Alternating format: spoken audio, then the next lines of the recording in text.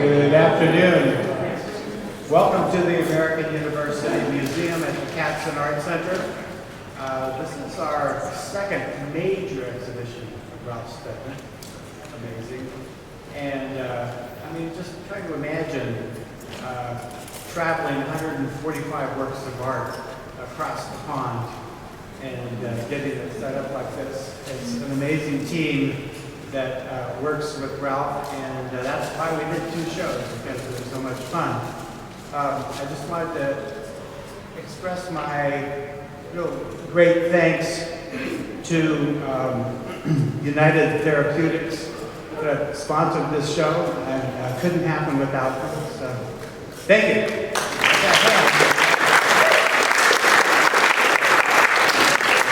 I also want to thank Andrea Harris. She was here for like 2 weeks hanging this show. I mean, it's amazing.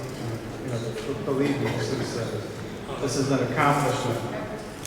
And then, of course, I'm really thrilled to be able to introduce Sadie Williams, the director of the Ralph Steadman Art Collection. She has the greatest understanding of the vast body that Ralph has created, because she is Gonzo royalty and the daughter of Ralph from Anna Steadman. My goodness. Like her father and mother, Sadie is a visionary who is incredibly energetic and creative. She oversees partnerships, licensing, and promotions for the art collection, and has extensive knowledge of marketing, art direction, and product design. She's an innovator who has brokered and realized exhibitions for Ralph Steadman worldwide, even in the nation's capital, Washington, D.C. It is a great honor to have her here. Please join me in welcoming Sadie Williams.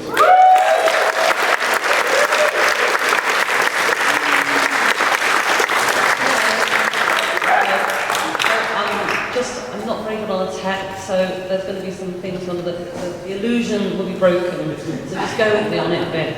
I'm going to start with, if I can remember it, a little poem that Dad often says.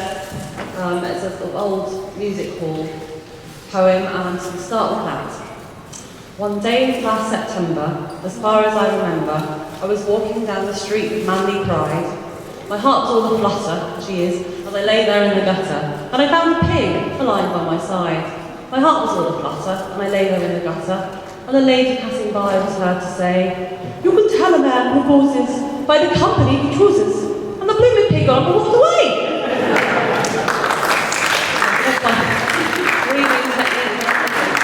This talk is called the Steadman on Steadman. My actual name is Williams, but that doesn't sound very good, so that's why. Here we go. I've had a cold for last week, which is really good timing, so excuse me. So one thing that a lot of people has asked me is, what was it like growing up with a father like Ralph Steadman? And really, you don't have any sort of comparison, do you? You just have the parents that you have, so I don't really know. I mean, I think my childhood was fairly normal, actually. I had pets. I had a goat that Dad used to walk down to the pub on a lead like a dog. I think she thought she was a dog. And I had a rabbit called Bunyan. She was called Bunyan because she was a bunny and she ate onions, so that made sense to me. And my mum used to read me bedtime stories. The exhibition is dedicated to my mother Anna, who passed away 2 years ago, rather cruelly, but we wanted to commemorate her here. And her spirit is definitely alive and well in every painting and every picture. And I think she'd be really, really proud of what we've done here.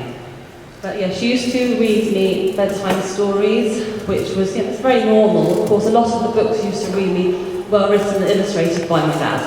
So maybe that makes it a little bit different. And on my birthdays, I'd always get birthday cards. I have quite a collection of birthday cards illustrated by my dad now. I turned 50 this year, so I could actually probably have an exhibition of those one day. But you don't really want to hear about me.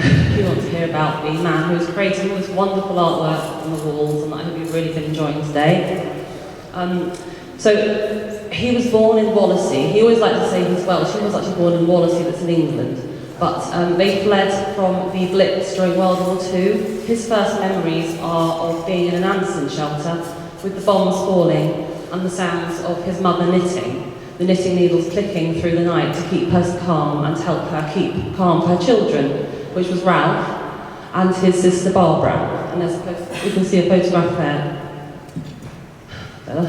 You can see a photograph there of Dad with his sister, 3 years old. And also, when he got into the local grammar school in Abergele, it's a test that you have to do in England, parts of England, and it's sort of for the top 5%. He passed the test and got to go to the local grammar school. And he was very happy for the first year, but then unfortunately the lovely old headmaster moved on, and rather a monster took over who had a penchant for caning the boys, and unfortunately, Dad, unable to keep his nose clean, was very regularly seen outside the headmaster's office waiting for that particular lovely punishment. And that taught him the lesson that authority is the mask of violence. And I think you can see a lot of that message in a lot of his political artwork. I think it really bleeds through, and he just can't stand bullies. So the more vicious the bully, often the more vicious the artwork. So his solace was building model aeroplanes. He wanted to build real planes. That was his dream as a boy, to build real planes. And he would rush home from school every day, get his homework done, always the first thing he did, and then just lose himself in his hobby. And that work ethic of always getting your chores done, always putting the work in first, so then you can enjoy yourself. Again, that is something that has stayed with him throughout his career. And I think that's a lesson that he's always taught me, because I'm definitely a get the job done and then go and have a lot of fun. So as he got older, again, his dream didn't change. He wanted to build aeroplanes, but first he had to fulfill his national service. And it's ironic, the Hunter S. Thomson, who we would meet in 1970, was doing his national service in the Royal American Air Force about the same time that Dad was in the RAF. It's just I don't know if it means anything, but I just think it's a funny coincidence that they were both doing that particular thing at that time, these two creative men. And you can see there some photographs of Dad during his RAF training, and I just tried to transcribe what he'd actually written there for you. It's a little bit scrawly. So it says, "Me, Roy and Trevor, meet RAF Ralph, the height of a heady career in radar, the crew of an obsolete early warning system at the end of Wales. Futility was rife. Not a single early warning proves our effectiveness." There we go. And you can see a young Ralph there with some of his friends. Actually, the spitting image of one of my brothers, Henry. So when he came out of when he was in the RAF, he enrolled in the Percy B. Bradshaw Press Arts Correspondence course. This was run out of London. He would get the lessons while he was doing his service, and he would sit in the billet on his bed, on his bunk, other lads playing cards, writing poems, their girlfriends and mothers, and he would do this course. This is what basically, I suppose, changed the direction of his life. And he met Percy one day, up in Forest Hill. He went to visit him, and he complained the course was rather traditional. And Percy replied, "Ah, my boy, the basics of drawing never change." And I think that's, again, that was a very important lesson, because people have often said to Dad, "Oh, but it's easy for you, you're talented." And it's like, yes, maybe there's a link in his brain and his hand that a lot of other people do not have. But he worked really hard at his craft. He practiced, he drew day in, day out. So when people say to me, "Oh, I can't draw," it's like, "Yes, but can you write?" And they go, "Yeah." And so I say, "Well, how did you learn to write?" "Well, I practiced." And if you think about it, writing and drawing, it can't be that dissimilar. So I challenge each of you to draw the same object for 30 days in a notebook. By the end of that month, your final drawing will be better than your first. Okay. So after a few sort of failed attempts at sort of normal jobs in North Wales, Dad moved down to London, where he enrolled in the East Ham Tech College. And this is where he met his lifelong friend and mentor, Leslie Richardson. They stayed friends throughout Leslie's life. He finally passed away in his 90s. He's a lovely, lovely man. And he encouraged Dad, not just in the lessons, but out of them, to go to the great museums of London and just draw and hone his craft and learn and keep trying and getting better and studying. And again, it's that work ethic, that crack, that trying, that never giving up and pursuing your dream, but understanding that it's not necessarily going to be easy, it's going to take work. And I've got many, many memories of Dad always with a notebook, whether a tiny A6 notebook or a large A1 notebook, depending what he's doing, travelled the world, on holiday, wherever we were, he'd always have a notebook with him. Now, he might be in the middle of a project, so the notebook might be full of ideas for the next drawing, or it might just be full of puns and funny words. I mean, we are great punsters in our family. We just love mucking about with words. So I'm going to ask you a question. What's a shampoo?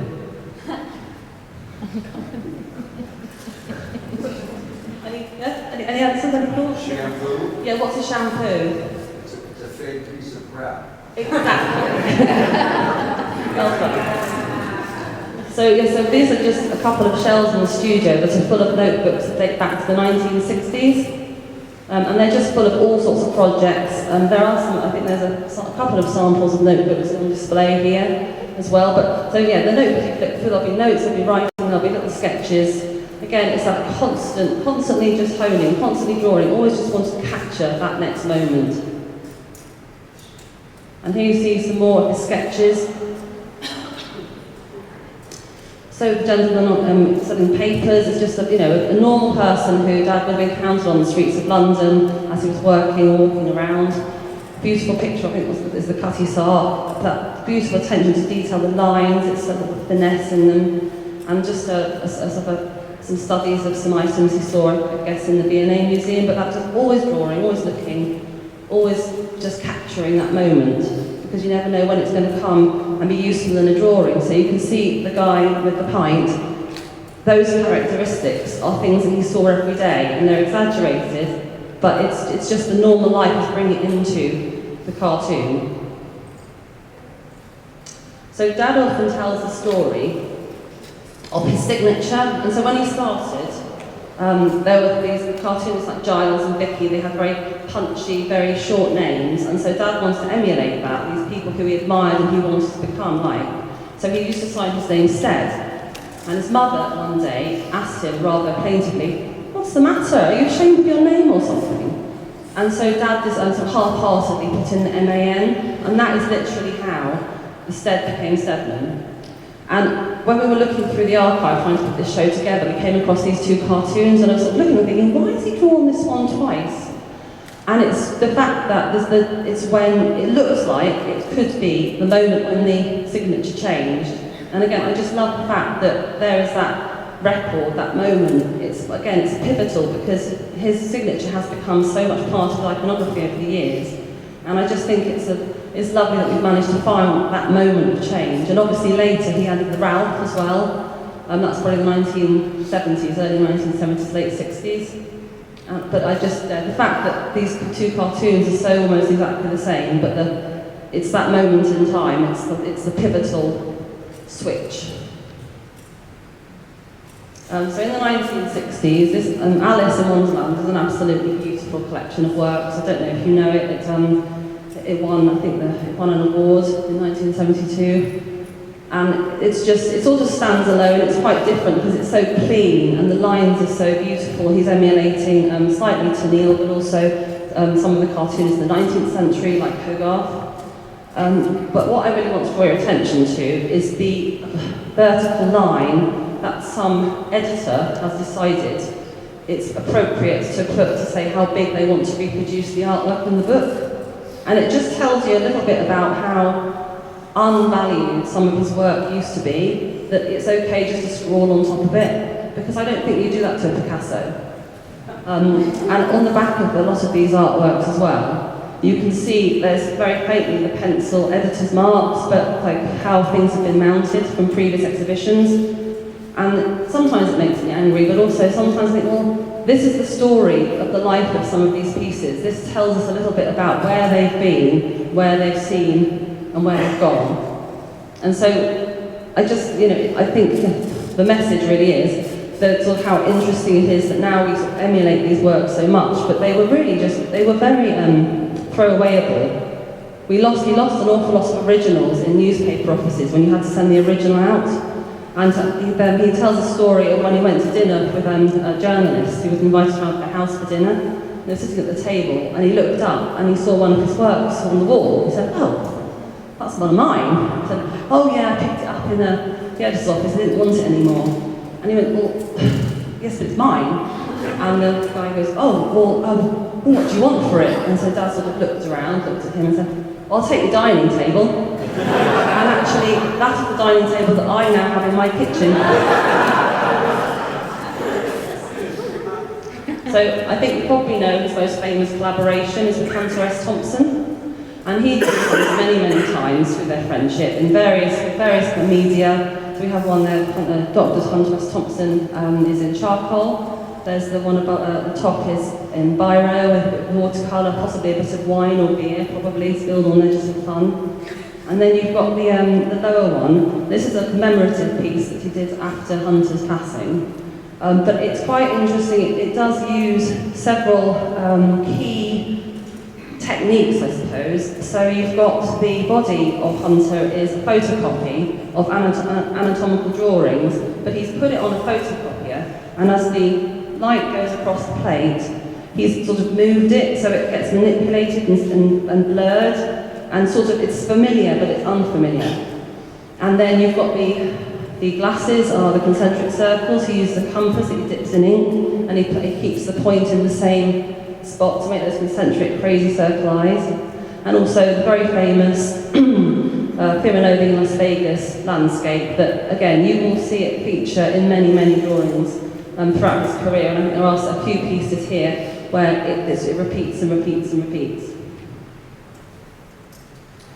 So Dad was also, obviously he could actually do a very good impression of Hunter, and this is where my sound is not going to work, or it's going to fail miserably, but actually this photograph we sent to Judd Bergeron and Brian Chambers so they could produce this incredible sculpture so that Judd could get Hunter's stance absolutely correct.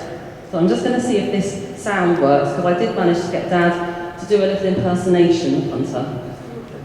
Ralph, what the bloody hell? I gave you a sensible one. Just do as I said.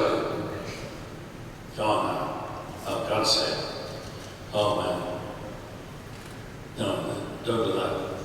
That's pure Gonzo, man. Don't draw off. You'll bring shame on your family. Okay, so they met, well, it's well documented, they met at the Kentucky Derby in 1970. Warren Hinkle was looking for a cartoonist to help Hunter find the face of the Derby. Dad happened to be in New York. Patrick Oliphant was a cartoonist who they initially wanted, but he was ironically in the UK at a cartoon convention. So that could have, sliding doors, that could have been all very different. There's a beautiful print there, produced by Brian Chambers.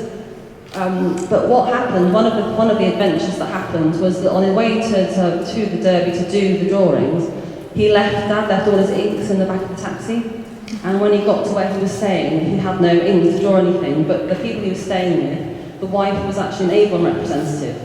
So she let him take away all of her lipsticks and eyeshadows and things. So most of the drawings from that very iconic and first collaboration are done in makeup. And it just goes to show that you can adapt anything and you can make use of anything. It's about seeing the opportunity in an item and using it for your creative purpose. And again, there are many examples throughout the exhibition of where Dad has done that, and I think I will come on to that a bit later. I don't want to ruin my slides. So 1970, Ralph and Hunter are at the Kentucky Derby, and they're really a bit of a pest. Everyone they look down on, they're making use of themselves, and everyone just wishes they'd go home. In 2019, we were invited by Churchill Downs and the Derby to be their guests, and they asked Dad to draw a piece for the cover of their magazine. It's a bit of a change for them, not their typical type of cover for their magazine. And this is, I just want you to look at the line work in this, because the main body of the artwork is literally dirty water that he's washed his brushes in. He's poured it onto a piece of paper and let it dry for 3 days, and you get the most beautiful textures. If you look at the line work, it's actually incredibly simple. It's really an outline, but you get that sense of motion and movement. And I think that is where all those years of work and practice and study, art has, like drawing, has sort of become a shorthand for him. It's like a secretary taking notes in a meeting. His pen knows where to go. Right, this is where I have to come out, and I'm sorry, I've lifted the curtain, the illusion will be broken. Really apologize. So, Leonardo da Vinci is one of his huge creative heroes, and he has done a book about him, about his life, and there are some pieces in the exhibition from that book, so I do encourage you to look at them, they're absolutely stunning. But he's also, it also inspired Dad to write some songs about Leonardo, because Freud, of whom he did a book in the 1970s, says of Leonardo da Vinci, he is the man who woke up in the dark. He's the man who was instrumental in pulling us out of the Dark Ages and into the light of the Renaissance. And that has inspired this. It's going to work, excuse me.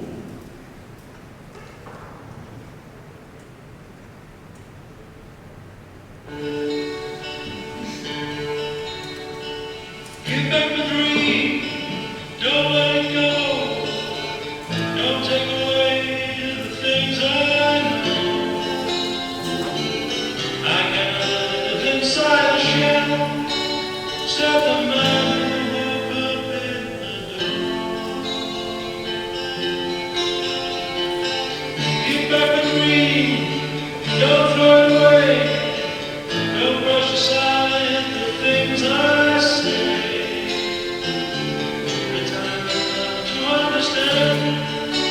Said the man who woke up in the dark.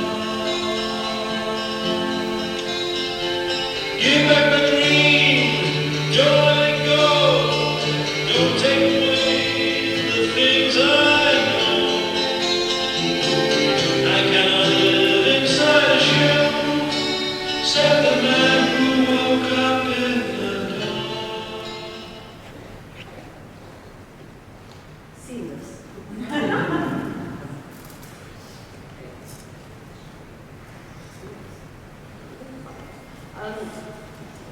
There we go. So, as I said, Leonardo da Vinci, massive hero of my dad's, and also there are some commonalities between them. Leonardo da Vinci was absolutely fascinated with flight and birds and how birds can stay in the air, and dedicated a lot of time to drawing adventures. Never actually built one, apparently, I read that somewhere, but he did draw an awful lot of flying machines, thinking that maybe one day he could get man into the sky. And Dad similarly had, in his early days, had that wonderful, desire to fly. He wants to build airplanes. When he was doing the Leonardo book, he decided he wanted to emulate his hero as much as he could, so he did a couple of things to truly get into the mind of Leonardo da Vinci. One thing he did, he drew the Last Supper, quarter size, on his bedroom wall, and that's there today. He loves the idea that one day when we move out, we'll wallpaper over it, and then we'll leave it, and then the people who come in will take the hideous wallpaper off the wall and be like, I didn't know that Leonardo da Vinci lived in Luce. So there's one of the model planes that Dad built in the 1970s, I believe, and it actually did used to fly. So here is some of the artworks I was talking about from the Leonardo collection, and how I was talking before about the notebooks and how if Dad had an idea, he would simply sketch it down, and then he'd take it, and when he got back to his studio, he could replicate what he wanted. Bear in mind, he goes straight in with ink. He doesn't pencil, he doesn't plot it out, he goes straight in. So I think you can see the similarities between the two drawings. What I find absolutely unbelievable is that in the sketch of the Cosmos machine, the angle of the centre line is almost exactly the same in the sketch as what it is in the original, in the final drawing. And again, is that eye for detail. I think it must have something to do with his training in technical drawing back at Havilland Aircraft when he started working there when he was finally decided he didn't like factory life, but he did do 9 months of doing technical drawing. So maybe that eye, being able to see a straight line and that technicality, when I noticed that, I was like, it really just, I'm speechless. I've lost the power of speech to explain to try and understand how he manages it. So this is Treasure Island. It's a beautiful picture.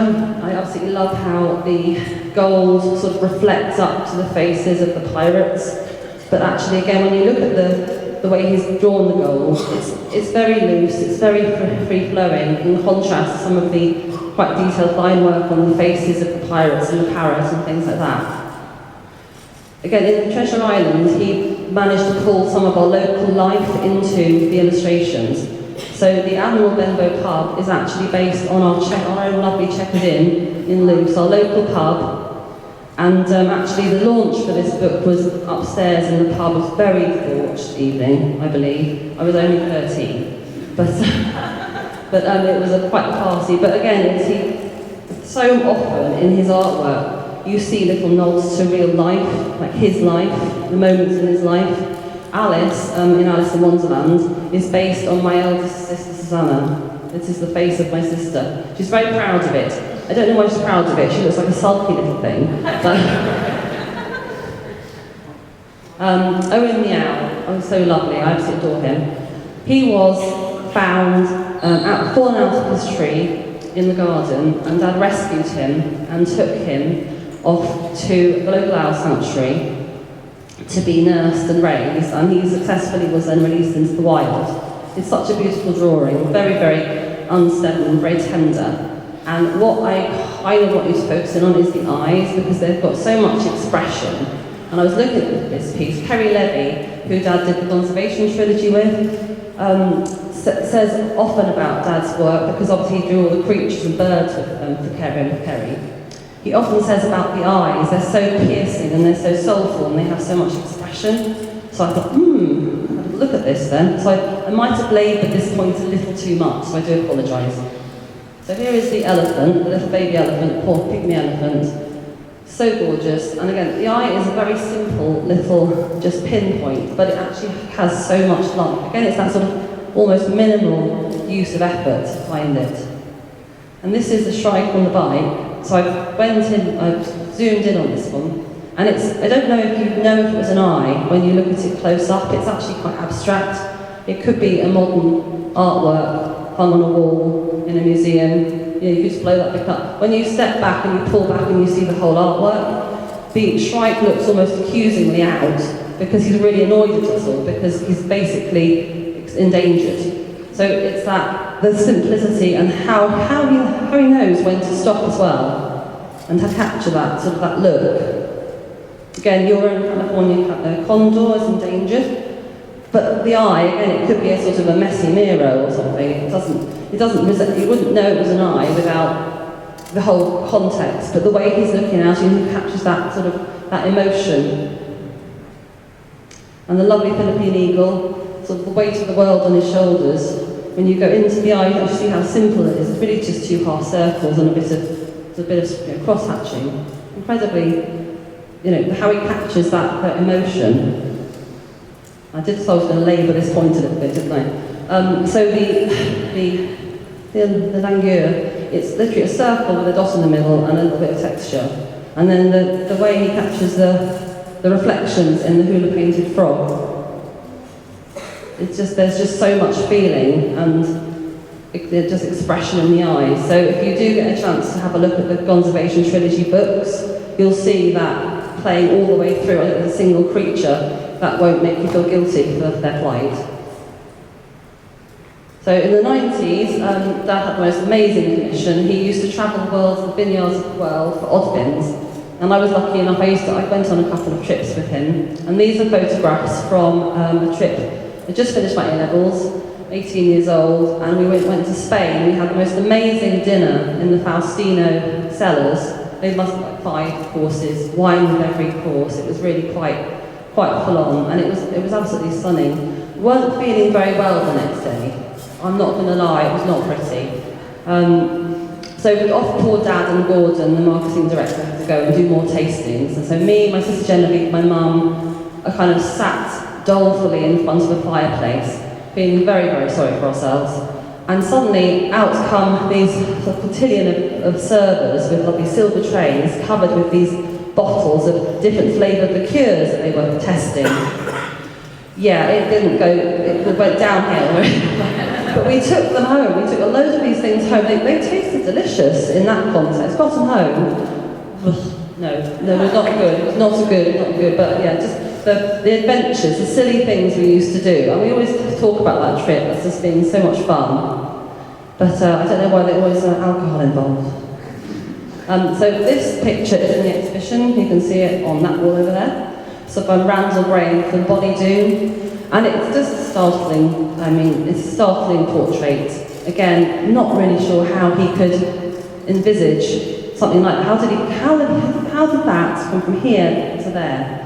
Again, it utilises his love of Victorian mechanical drawings and machinery. That again is something that you will see quite a lot in his artwork. It recurs frequently. So I did a little bit of research and digging because I couldn't quite work out how on earth he had come up with this. And I found these pictures. There's some sketches of Randall tasting wine, and then there's a photograph that I found. So I wanted to know what he looked like, and one of the paranoids that he's done of him. But then I found this tiny little sketch, in a little sketchbook. It's about that big, probably. And you can see the idea. It's there. And you can see to get them together. I love the fact that sometimes you can find this little bit of golden nugget of information of there's the thought and there's the finished artwork. And even down to the fact that he wanted those circles on the neck, it's all in there. I just mentioned paranoids. There's several pieces in the exhibition. This is a technique where the Polaroid picture doesn't set immediately, at least it didn't in the 80s. So you had time to do a very immediate sketch or caricature before the emulsion was set. So I remember 1985, basically with my dad sitting in front of the television, snapping Polaroids, or if he couldn't, he'd be like, Sadie, tell me when Joan Collins comes on, I want to get one of Joan Collins. So I'd be, and then to shout through the kitchen, Dad, she's on, run in, take a picture, and do this very immediate sketch. So it became the Paranoids book. And Marilyn was on the cover. Marilyn Monroe was on the cover because she's my favourite actress. And he didn't know what to put on the cover, so I was like, why don't you put Marilyn on, Dad? So I'll just take credit for that. So I said I would come back to everything having an opportunity to be part of your artwork. Dad loves collage. I think I've touched on it already. My favourite piece in the exhibition is the Lorca portrait. I just absolutely love it. I think it's really powerful.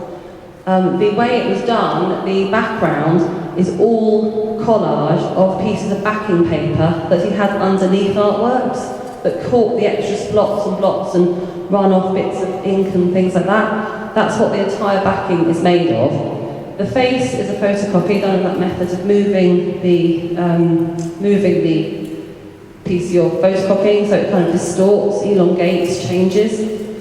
And then, if you look at the artwork later, don't get up now, you can see that there's actually not that much else on it. There's the jacket he's drawn in, he's painted on in acrylic. It's incredibly simple, and there's just a lot of chance in it. It's not that, you couldn't plan a lot of those lots of slots and where they fall, and they were probably done months, years earlier, but he's just ripped them up, made the background, job done. Again, on the Will Self piece in the middle, the picture behind them is actually a photocopy of a different artwork. So sort of repurposing and reusing. You can see in the Fahrenheit 451, again, the use of anatomical drawings and then distorting on the photocopier.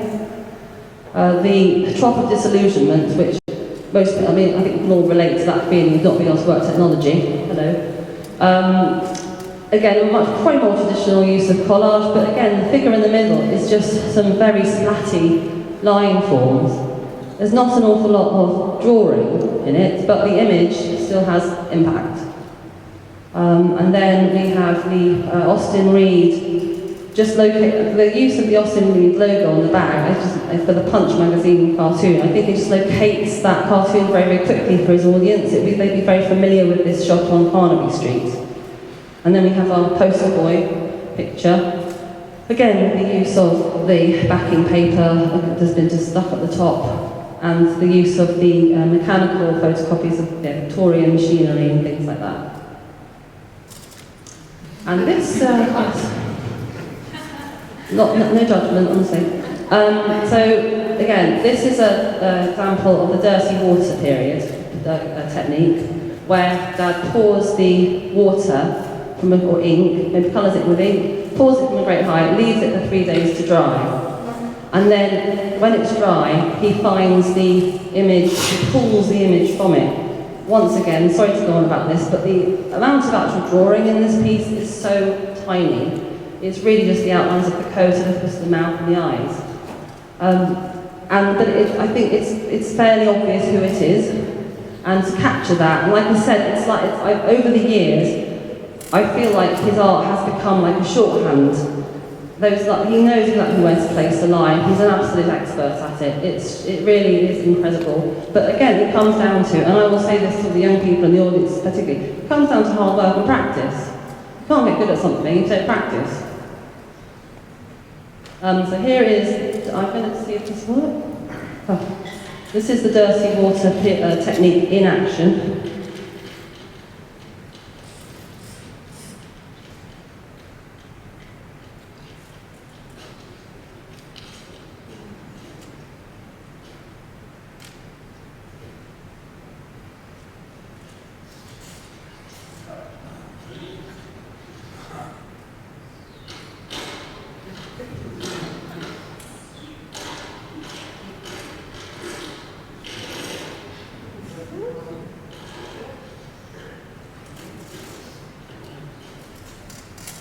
That will dry over 3 days and become some sort of form of artwork, creature. Don't know, couldn't tell, never know what's going to turn out to be. So that is Steadman on Steadman.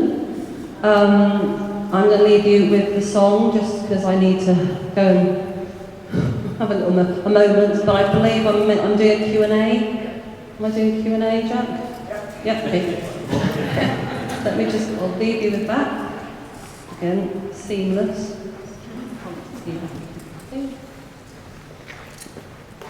Okay, I'll leave you with the song. I was required to journey to an artist's club in the Via Tornabuoni to collect paint that was neither one colour or another, but striped. This task I gladly undertook, and welcomed the opportunity to stroll to the streets where people were about their work as they passed by. On arrival at the current shop, I was greatly surprised to learn that no such stripe paint could be procured. I was informed amid some difficulty that I was the victim of a jest. I protested, demanding various basic ingredients for the manufacture of such a paint, for I feared that I might lose my employment if I returned with empty. Separate carriers, colour pigments were oiled and sealed, choosing my colour for their diverse primary use. I took handsome primrose for its brilliance like sunshine, chrome oxide for a reminder of new grass, rose madder like the fires of hell, and indigo and cobalt for the intense blue of the deepest oceans. Laying them side by side on pallet, I gently fused them, but refrained from mixing them. I requested a pot containing white egg and poured the contents over my freshly mixed colours. This acted as a foreign body and a shield, so that I was able to mix the colours with confidence into a rainbow of great beauty. I made as much as I could carry, for one needs to make clear one's achievements. A strange light appeared in my master's eye when he beheld the mix. He had not seen that before, and neither had my fellow students. I wasn't asked what I was of such a nature again. Mixing colors, don't you mean some magic in your soul? Mixing colors, the parts create the whole. Mixing colors, don't you need some magic in your soul? Mixing colors, the parts create the whole. Hands of primrose for expressions like those,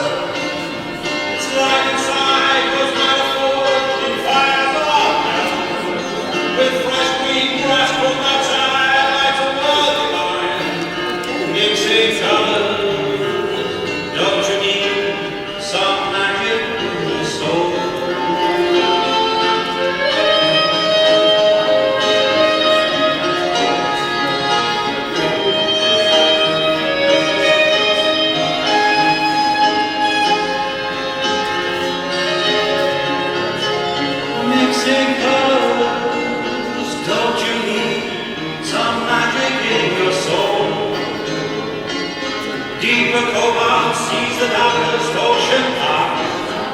God turns its leaky time, he stirs the mind, harnesses the soul. My heart is open wide, take them in and burn them with fire. The ring of burning fire, let's away, let's go.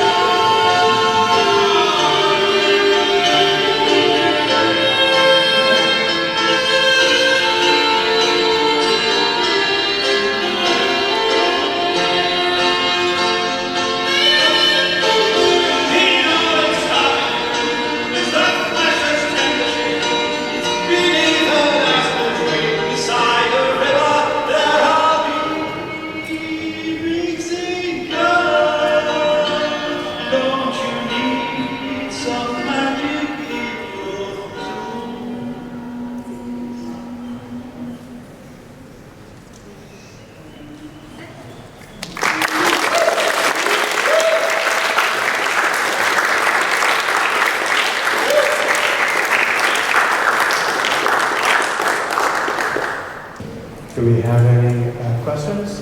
Let's take advantage of this opportunity here. Thanks a lot. I just have a quick technical question. It looks like Ralph is using, in this case, and also the Gerald Ford piece, is he using an airbrush to lay down that? Yeah, it's called an atomizer. It's basically two tubes at right angles, and you blow through the horizontal. You put the vertical one in ink, and you blow through the horizontal one, and I don't know, physics pulls the ink out of the vertical one and sprays it across the page. And one follow-up is I noticed that a lot of the paper seems pretty thin. How does he avoid, when he's putting ink on top of it, from buckling, or how does he keep it so that it's... I think maybe some he used to take down, but he doesn't really tend to worry about it these days. The conservation trilogy pieces are just like this. Yeah, so he doesn't really worry about it, to be honest. It's part of the art. Thank you. Anybody else? Back there? Thank you. Thank you for your presentation. I'm curious, these are such evocative images. What were some of the other, talking about authority as a source of inspiration, but what were some of the other, what went into creating these images that were so different than everything else around them? I think it was just sort of often just a gut reaction to have to react to something that he felt was wrong or unfair or cruel. I think it's very impulsive, a lot of his work. He might see a newspaper article about something, and then he would cut the newspaper article out, take it to the studio to have it by him, and then he would react to his interpretation of the events, I suppose. I think that's interesting. Not a lot of artists really comment so directly about life and politics and terrible things going on around them. So it's very visual. Questions?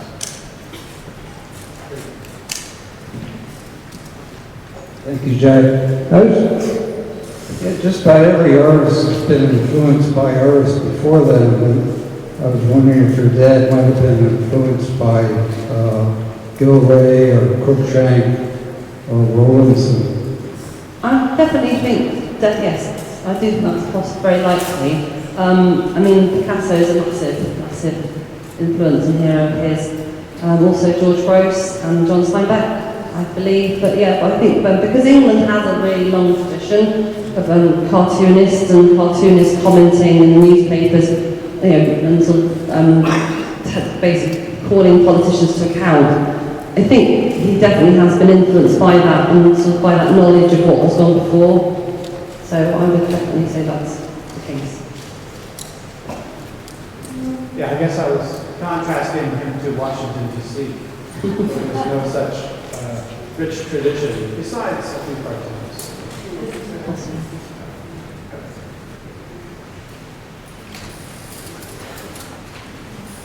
Thank you for doing this. Hello. All right. So, given the close affinity that most people have with your dad and Hunter S., did your dad ever feel that that was irksome or burdensome? Because I think in a lot of people's minds, they're the evil twins together. That I don't think is necessarily borne out by the huge outwork that your dad has done. That was just a moment in time. I mean, he collaborated with Hunter on several projects. Weirdly, I was asked for an article recently how many books did they actually collaborate on. It's only about 2. It's very early in Las Vegas and very early on the campaign John 1972. I was looking, trying to go through the list, going, is it really only 2 books? I think people, well, 3, sorry, Thessalonian. But it's not.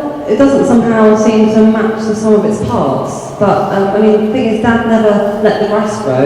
If he wasn't working with Hunter, he was prolific in his own projects. You know, there are so many hundreds of books he either, created and wrote himself or contributed to in some way or another.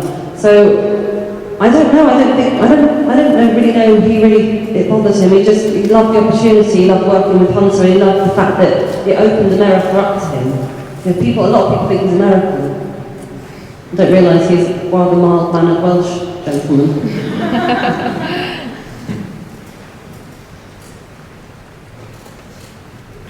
Thank you.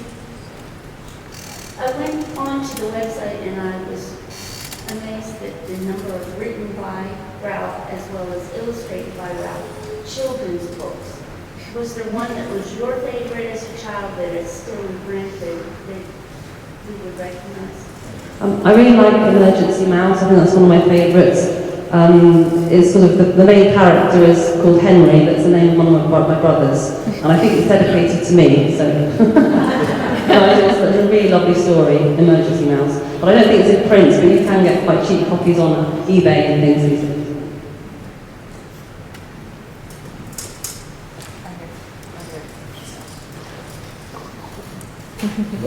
What?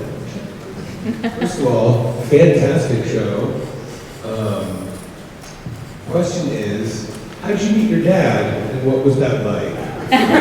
So, what's it like being in a position with carrying this legacy on? I met my dad many years ago. I believe I was yellow because I had jaundice, and I was quite upset most of the time.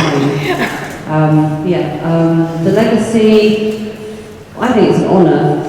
Actually, I wake up every day really happy to have this on my shoulders.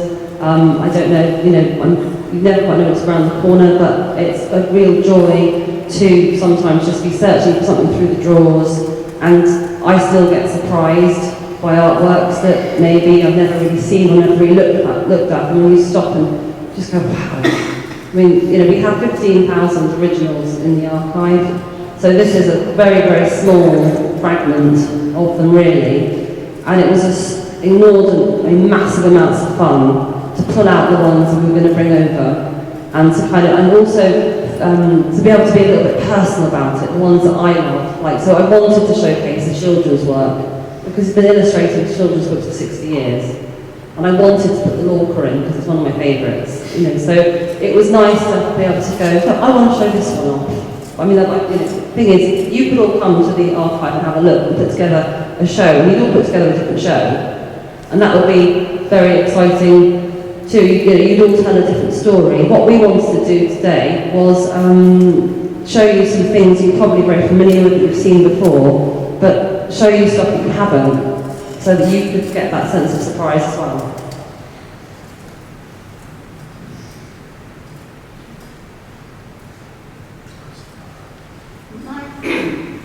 My introduction to your father's work was what he did with the Royal Shakespeare Company.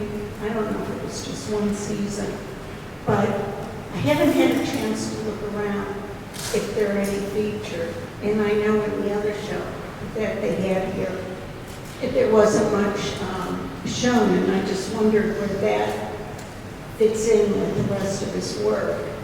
No, I think there were a few Royal Shakespeare Company pieces. I think he did, they were done at different times, because I think The Merchant of Venice was later because I was at university. But I know that the Macbeth piece was much earlier because I was at school. But I think part of the Royal Shakespeare contract was that they get to keep the originals. So that's probably why there aren't any here. Correct me if I'm wrong, that Ralph didn't really sell his work, or physically sell his pieces. No, he didn't like to. You have this incredible show here because he held on to it. It's quite amazing. Yeah, I mean, I don't think because I think you could term him a commercial artist. Most of his work has a use, whether it's in a book, on a bottle of beer, or on a pair of trainers. And I remember one Q&A he did, and somebody asked him, you know, why are you just a commercial artist?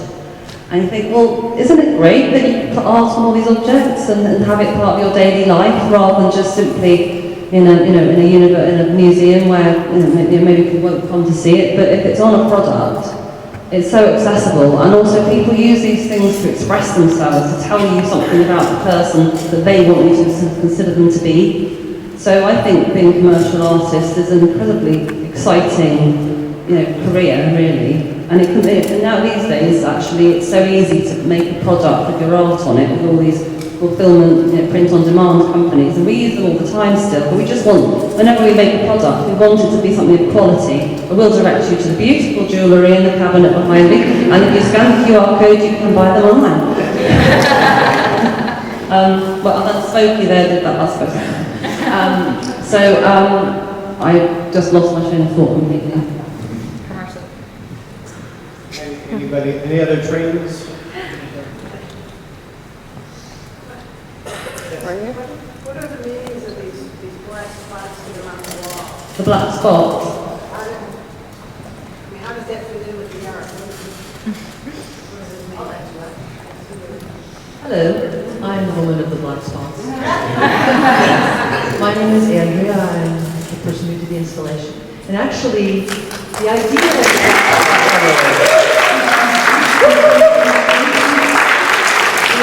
the black spots is that these were taken from Ralph's sketches.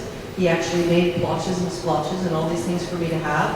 And I went ahead and made vinyl out of them and added them to the exhibition. And the reason for that is because I wanted there to be a presence of the artist in the space. And if Ralph had all of this open space and all of these blank walls, he would have brought some ink along and he would have splattered on the wall. Oh, thank God. I think the vinyl is a lot less than because we can peel it back. But also, there's a way of saying that we're a part of the art, we're part of the space, and actually seeing your bodies in the gallery with the art is the best finish for this exhibition. Just the art unto itself is not what we're going for. We're going for you here in the space experiencing the art. And so the spots are just kind of a playful way of giving that expression of the artist. I'm so grateful you're all here, and I'm glad you're enjoying this.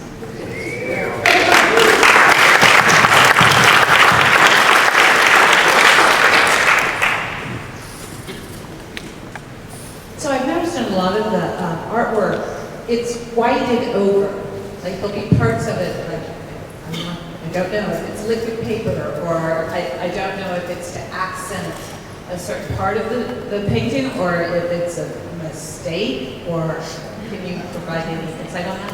Yeah, I mean, he would just white out things that he didn't want to remain in the picture. I mean, he does always say there's no such thing as a mistake. A mistake is an opportunity to do something else, but everyone does make a mistake, so sometimes he needs the tool to remove the offensive line. And you have to remember, these were publication, so there was a process which allowed you to remove a piece of the final. Right here. We have one right here. Go ahead. I recall reading that Steadman sort of found America to be a pretty awful place to go to, and I think you see that in his work a little. My question is, did he end up warming up to America later in his life, or is that the reason why you famous of him?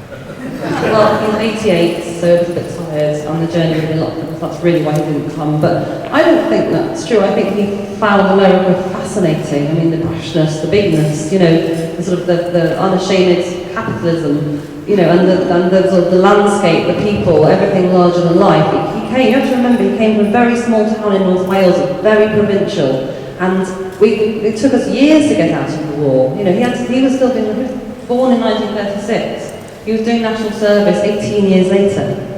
It took England a long time to claw ourselves out of that sort of that pocket of depression and that you know, that doubt, how difficult it was for England to get to come back up.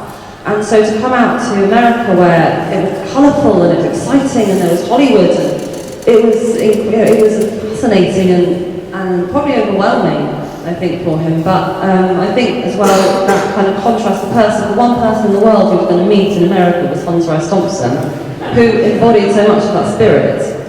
And as I said, he was quite a gentle soul, really. So that's chalk and cheese, but what you get is an outsider's perspective, those observations of the person who's always on the outside looking in. So I don't think he ever disliked America. I think it fascinated him, and you know, he's had a love affair with it his entire career.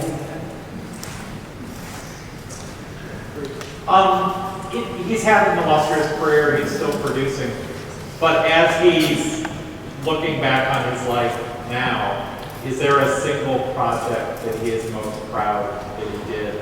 A single project that he thinks most encapsulates his life?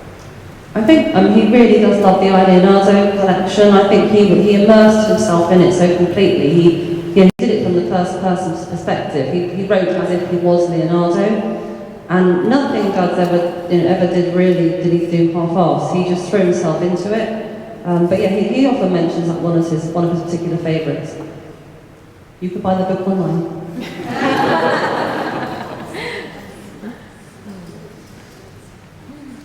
Hi. One of my favorites is here on the wall in the middle, this blue one. I think that's the cover of Curse of Lono. Yeah, did he do that specifically for that book? Can you tell us anything else about that one? So, I have read it, but it was quite a while ago. That's the Marlin mask that I think that Hunter adopts towards the end of the book when he kind of descends into a slightly maddened state searching for Lono. And yeah, it's just a very simple mask based on the fish, the marlin.